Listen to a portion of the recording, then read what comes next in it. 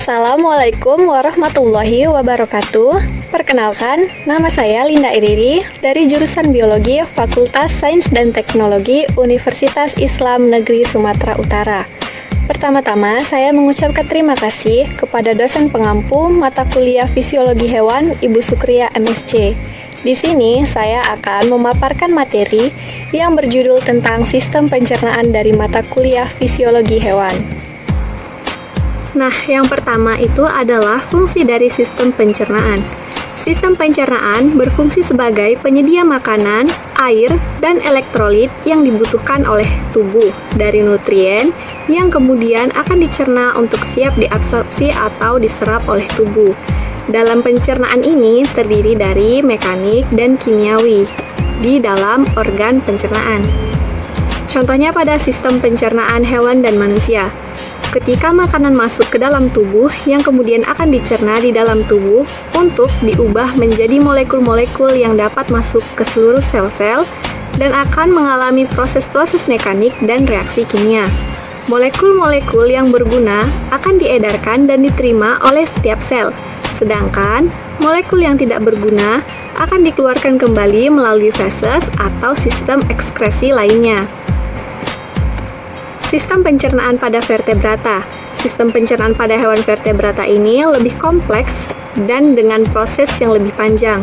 Pada vertebrata terdiri dari Pisces, reptil, amfibi, aves, dan mamalia atau manusia. Sistem pencernaan pada hewan dan manusia terdiri dari saluran tabung yang memanjang dari mulai mulut sampai ke anus, dan kelenjar yang menghasilkan enzim sebagai membantu memecahkan senyawa pada makanan. Setelah pemecahan senyawa menjadi paling kecil, maka akan terjadi penyerapan-penyerapan di organ pencernaan. Kemudian akan diedarkan oleh darah ke seluruh tubuh sampai ke sel-sel tubuh lainnya. Kemudian ada sistem pencernaan pada hewan terbagi menjadi 3 berdasarkan jenis makanannya. Yang pertama itu adalah karnivora atau pemakan daging. Contohnya seperti hewan, singa, harimau, anjing, dan kucing. Kemudian ada herbivora atau pemakan tumbuhan. Contohnya pada hewan sapi, kuda, dan kelinci. Dan yang ketiga ada omnivora atau pemakan segalanya. Contohnya itu pada manusia dan babi. Jadi, proses utama pencernaan makanan terdiri dari 4 proses, yaitu ingesti, digesti, absorpsi, dan eliminasi. Contohnya ada pada gambar berikut ini. Nah, yang pertama itu adalah proses pengambilan atau masuknya makanan ke dalam mulut. Inilah yang disebut sebagai ingesti. Kemudian ada digesti, yaitu proses penghancuran atau melumatkan makanan secara mekanik dan kimiawi. Pada proses ini juga akan memecah makromolekul nutrien menjadi mikromolekul nutrien yang lebih kecil. Kemudian yang ketiga ada absorpsi, yaitu proses penyerapan mikromolekul nutrien oleh seluruh sel-sel tubuh yang membutuhkan. Keempat ada eliminasi. Nah, eliminasi ini merupakan proses pembuangan materi makanan yang tidak dapat dicerna atau materi makanan yang sudah tidak dibutuhkan oleh tubuh dengan membentuk feses yang akan dikeluarkan melalui anus. Kemudian ada organ sistem pencernaan. Nah, organ-organ yang berperan dalam sistem pencernaan ini terbagi 2, yaitu ada saluran pencernaan dan organ pembantu sistem pencernaan. Nah, yang pertama itu saluran pencernaan. Itu terdiri dari mulut, esofagus, lambung, usus kecil, usus besar, dan rektum. Dan yang kedua adalah organ pembantu dalam sistem pencernaan, terdiri dari gigi, lidah, kelenjar ludah, hati, dan kantung empedu, serta pankreas. Nah, yang pertama itu kita masuk ke mulut. Pada mulut ini terdapat 3 organ yang berperan, yaitu gigi, lidah, dan kelenjar ludah. Di dalam mulut terjadinya pencernaan secara mekanik dan kimiawi. Gigi akan berperan sebagai pencernaan mekanik yang akan menghancurkan makanan dengan bentuk yang lebih sederhana. Gigi memiliki 3 bagian dengan fungsi masing-masing yang dimiliki. yaitu ada gigi seri yang berfungsi sebagai pemotong makanan, gigi taring berfungsi sebagai perobek makanan, dan gigi geraham berfungsi sebagai penghancur atau penggiling makanan. Nah, makanan-makanan yang telah masuk ke dalam mulut dalam ukuran yang besar, maka akan diubah ke dalam ukuran yang lebih kecil dan sederhana.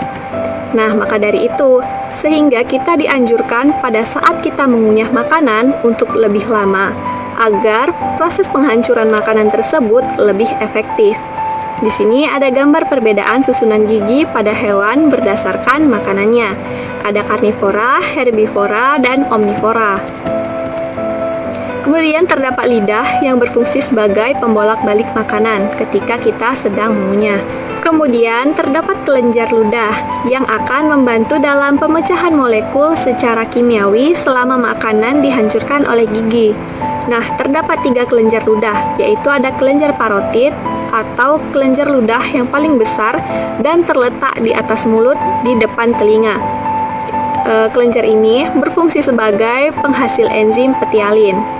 Nah, kemudian ada kelenjar maksilar yang letaknya di belakang kelenjar sublingual dan lebih dalam. Kemudian ada kelenjar sublingual. Sublingual ini merupakan kelenjar yang paling kecil dan terletak di bawah lidah. Nah, kelenjar saliva ini terdiri dari ion-ion, air, dan enzim-enzim.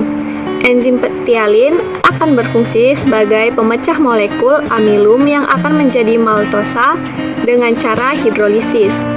Nah, air ludah ini juga atau air saliva ini juga berfungsi sebagai pelumas makanan menuju ke lambung melalui esofagus. Kemudian ada bagian esofagus. Nah, esofagus ini merupakan saluran panjang penghubung antara mulut dengan lambung. Esofagus memiliki panjang 25 cm yang berawal dari laringofaring sampai ke hiatus esofageal. Makanan yang terdorong di esofagus karena adanya otot sfinkter seperti cincin yang akan mendorong makanan menuju lambung. Fase pada proses makanan yang terdorong oleh otot sfinkter bekerja secara tidak sadar dan disebut dengan gerakan peristaltik atau segmentasi. Namun, segmentasi ini dijumpai pada hewan ruminansia untuk memuntahkan kembali makanannya. Nah, ini dia pembedaannya antara gerakan peristaltik dengan segmentasi. Nah, kemudian masuk ke lambung. Di dalam lambung ini terjadinya pencernaan secara mekanik dan kimiawi yang akan berfungsi sebagai penggilingan dan penghalusan makanan yang nantinya makanan-makanan tersebut akan menjadi lembek seperti bubur atau disebut dengan kimus. Lambung ini berbentuk huruf J dengan bagian atas yang menonjol yang disebut dengan fundus. Kemudian terdapat lipatan-lipatan atau rugea yang berasal dari mukosa dan ada batas antara lambung dengan usus yang disebut dengan pilorus. Dan di bagian terluar dari lambung itu disebut dengan serosa. Setelah makanan sampai ke lambung, maka akan dilanjutkan pencernaan karbohidrat. Dengan memberikan cairan asam dilakukan dengan pemecahan molekul-molekul pada makanan. Cairan tersebut dihasilkan oleh 2 kelenjar yang memiliki sel-sel sekresi, yaitu sel utama dan sel parietal. Dalam lambung akan menghasilkan cairan yang mengandung zat-zat organik dan anorganik. Zat organik terdiri dari enzim peptin, renin, dan lipase. Sedangkan anorganik yaitu fosfat, HCl, NaCl, dan KCl. Di dalam kelenjar lambung ini ternyata terdapat sel-sel sekresi yang dapat menghasilkan zat-zat organik ataupun anorganik, yaitu sel utama atau sheath cell, sel parietal, dan sel mukus. Pada sel sheath yang berwarna merah muda berfungsi sebagai penghasil pepsinogen atau enzim pepsin yang belum aktif.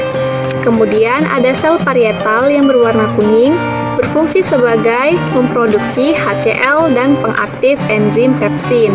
Kemudian yang berwarna merah tua disebut dengan sel mukus. Sel mukus ini berfungsi sebagai penghasil sel lendir untuk melindungi dinding lambung dari asam lambung.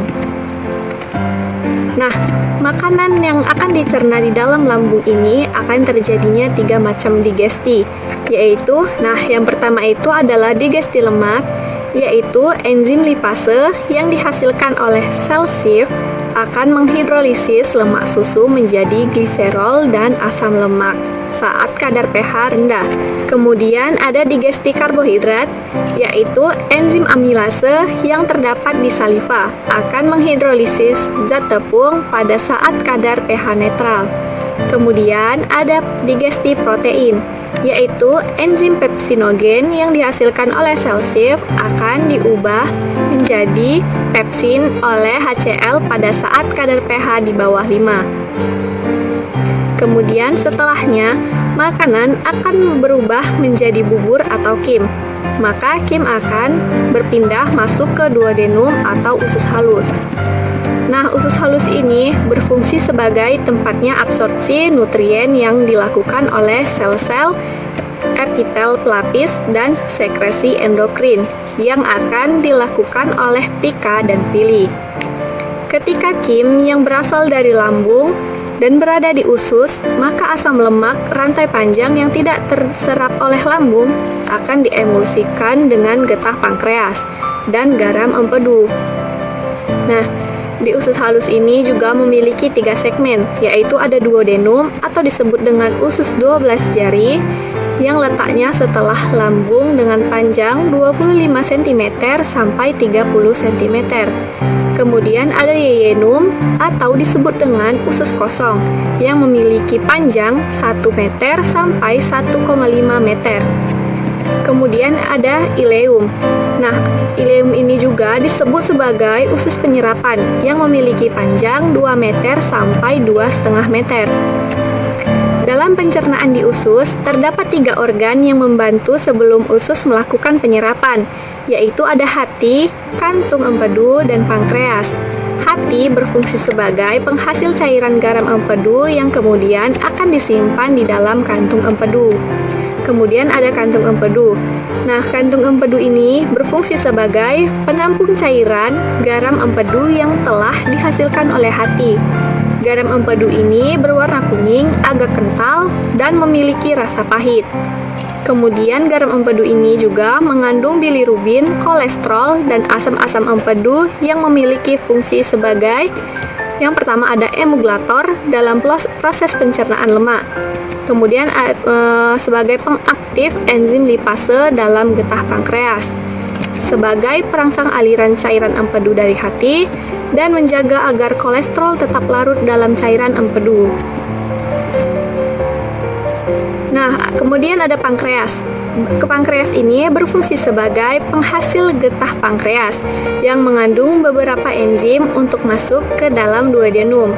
Ketika makanan yang bersifat asam masuk ke duodenum, maka duodenum akan mengeluarkan hormon yang akan disalurkan ke pankreas. Setelah pankreas menyalurkan getahnya yang mengandung beberapa enzim yang memiliki fungsi masing-masing, seperti enzim tripsin yang berfungsi sebagai pemecah protein, kemudian ada enzim chymotrypsin. Chymotrypsin ini juga berfungsi sebagai katalis dalam proses hidrolisis protein. Kemudian ada enzim lipase. Lipase ini berfungsi untuk katalis dalam proses hidrolisis lemak. Dan yang terakhir ada enzim amilase, berfungsi untuk mengkatalis dalam proses hidrolisis amilum. Dalam usus juga akan menghasilkan cairan usus yang mengandung beberapa enzim yang dapat dihasilkan, yaitu ada enzim karbohidrase, nukleotidase, nukleosidase, peptidase, entirokinase, fosfatase, dan fosfolipase. Kemudian makanan akan masuk ke bagian usus besar. Nah, fungsi dari usus besar ini sebagai pengabsorpsi air dan elektrolit dari kim yang tersisa dan merubah dari kim berbentuk cair menjadi padat. Dalam usus besar tidak dapat menghasilkan hormon ataupun enzim-enzim. Banyak bakteri yang terdapat di usus besar yang berfungsi sebagai pembusukan feses dan dapat memproduksi vitamin dan gas. Usus besar yaitu tempat terakhirnya penyerapan air dan pembusukan feses. usus besar terdiri dari lipatan-lipatan dan villi seperti di usus halus. Makanan dalam pencernaan sampai ke pembuangan dibutuhkan waktu 2-5 hari. Ketika 2-6 jam makanan di lambung dan 6-8 jam di usus halus, maka sisa waktunya berada di usus besar. Di bagian usus besar ini ternyata terbagi menjadi 3 segmen atau 3 bagian. Yang pertama itu ada sekum. Sekum ini merupakan kantung yang tertutup dan tergantung di bawah ileosekal. Terdapat appendix vermiform atau usus buntu yang berbentuk tabung sempit dan mengandung jaringan limfoid yang menonjol dari ujung sekum. Sekum ini berfungsi sebagai penyerapan air dan pengontrol masuknya jumlah makanan ke dalam kolon. Kemudian ada kolon. Kolon ini terdapat 3 bagian, yaitu kolon ascenden atau kolon menanjak, kolon transversal atau kolon melintang, dan kolon descenden atau kolon menurun. Kemudian ada rektum. Rektum ini memiliki panjang 12-13 cm yang merupakan akhir dari penyimpanan feses. Yang kemudian katup anus akan terbuka jika feses pada waktunya akan dikeluarkan. Pada katup anus terdapat otot sphincter yang terdiri dari otot polos dan otot rangka. Otot sphincter ini sebagai penahan feses saat defekasi. Kemudian ada sistem pencernaan pada reptil. Sistem pencernaan makanan pada reptil meliputi saluran pencernaan dan kelenjar pencernaan. Reptil umumnya karnivora atau pemakan daging. Secara berturut-turut, saluran pencernaan pada reptil meliputi rongga mulut yang terdapat lidah yang melekat pada tulang lidah dengan ujung bercabang 2. Kemudian ada esofagus atau kerongkongan, ventriculus atau lambung, dan intestinum yang terdiri atas usus halus dan usus besar yang bermuara pada anus. Nah, kelenjar pencernaan pada reptil ini meliputi hati, kantung empedu, dan pankreas. Hati pada reptilia memiliki 2 lobus gelambir dan berwarna kemerahan. Kantung empedu terletak pada tepi sebelah kanan hati. Nah, pankreas ini berada di antara lambung dan duodenum, berbentuk pipih ke kuning-kuningan. Kemudian, sistem pencernaan pada amfibi. Sistem pencernaan makanan pada amfibi ini meliputi saluran pencernaan dan kelenjar pencernaan. Misalnya pada katak, makanan katak berupa hewan-hewan kecil seperti serangga. Secara berturut-turut, saluran pencernaan pada katak meliputi rongga mulut yang terdiri dari gigi dan lidah untuk menangkap mangsa. Kemudian ada esofagus, ventriculus atau lambung. Nah, lambung ini dapat dibedakan menjadi 2 bagian, yaitu tempat masuknya makanan dari esofagus dan lubang keluar menuju usus. Kemudian ada intestinum usus, dapat dibedakan atas usus halus dan usus besar. Usus halus meliputi duodenum dan jejunum serta ileum, tetapi belum jelas batas-batasnya. Usus tebal berakhir pada rektum dan menuju kloaka. Kloaka merupakan muara bersama antara saluran pencernaan, saluran reproduksi, dan urinaria. Nah, kelenjar yang berperan dalam pencernaan pada amfibi ini terdiri atas hati dan pankreas. Hati berwarna merah kecoklatan, dan hati ini berfungsi mengeluarkan empedu yang disimpan dalam kantung empedu yang berwarna kehijauan. Pankreas berwarna kekuningan, melekat di antara lambung dan usus 12 jari. Pankreas ini berfungsi sebagai penghasil enzim dan hormon yang bermuara pada duodenum. Kemudian sistem pencernaan pada aves. Nah, pencernaan pada burung ini dimulai dengan mulut. Paru burung pengganti sebagai bibir dan gigi mamalia dan bervariasi dalam bentuk, ukuran, panjang, dan fungsi sesuai dengan jenis makanan yang dikonsumsi. Mulut burung relatif tidak penting dalam makanan dan mencerna makanan yang dibandingkan dengan mulut mamalia. Namun, sebagian besar burung yang memiliki kelenjar ludah, paruh, dan lidah yang membantu burung untuk mencerna atau memanipulasi makanan untuk menelan. Setelah meninggalkan mulut, Makanan melewati kerongkongan untuk masuk ke tembolok. Burung memiliki dua bagian perut, yaitu bagian kelenjar lambung atau proventriculus dan lambung pencernaan atau ampela. Asam klorida, lendir, dan enzim pencernaan seperti pepsin disekresikan oleh sel-sel khusus dalam proventriculus dan memulai proses memecah struktur bahan makanan. Makanan kemudian melewati ke bagian kedua dari perut, yaitu lambung pencernaan. Rempela atau ampela tersebut melakukan fungsi yang sama seperti gigi mamalia, yaitu penggilingan dan pembongkaran makanan, sehingga memudahkan enzim pencernaan untuk memecah makanan. Dalam kebanyakan burung, rempela mengandung butiran pasir atau batu-batu kecil untuk membantu proses penggilingan. Usus kecil adalah di mana makanan dicerna dan diserap. Usus kecil ini bervariasi panjangnya dan struktur tergantung pada masing-masing jenis spesies. Burung karnivora cenderung memiliki usus yang lebih pendek dan kurang kompleks. Burung herbivora memiliki panjang dan lebih berkembang. Enzim-enzim diproduksi oleh pankreas untuk memecah protein dan lemak. Kemudian nutrisi tersebut yang kemudian akan diserap melalui membran usus ke dalam aliran darah. Sisa-sisa makanan yang tidak dapat dicerna akan dikeluarkan melewati kloaka. Kemudian ada sistem pencernaan pada Pisces. Saluran pencernaan pada Pisces ini dimulai dari rongga mulut atau cavum oris yang di dalamnya terdapat gigi kecil dan lidah pada dasar mulut yang tidak dapat digerakkan dan banyak menghasilkan lendir, namun tidak dapat menghasilkan ludah. Dari rongga mulut, makanan masuk ke dalam esofagus melalui faring yang terdapat di daerah sekitar insang. Esofagus berbentuk kerucut, pendek, terdapat di belakang insang, dan bila tidak dilalui makanan, maka lumen akan menyempit.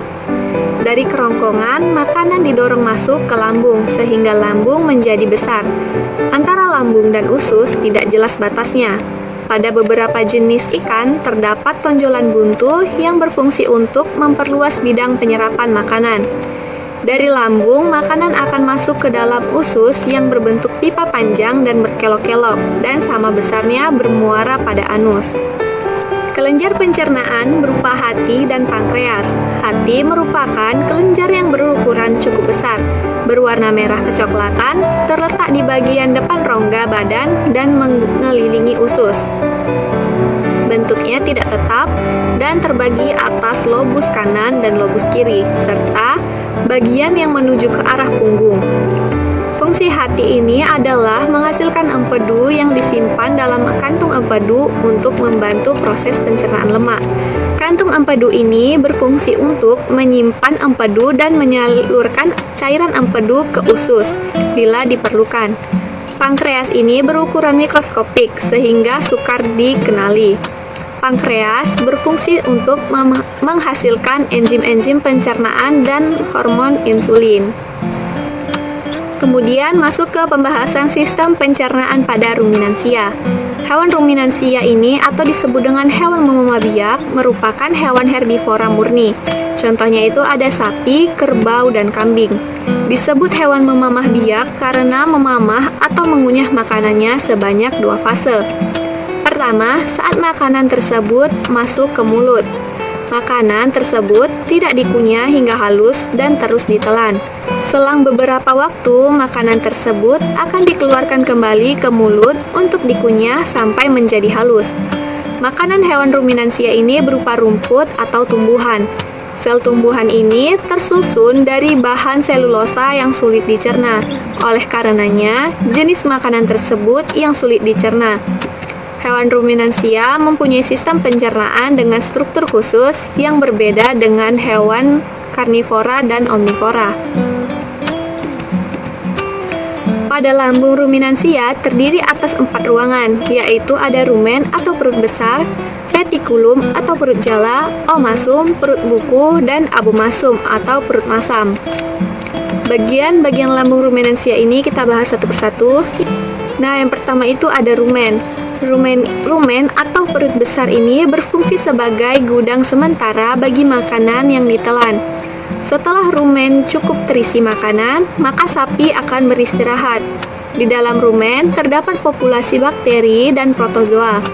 Mikroorganisme tersebut dapat menghasilkan atau mensekresikan polisakarida, misalnya enzim hidrolase, amilase, oligosakarase, glikosidase, dan enzim selulase yang berfungsi untuk menguraikan selulosa.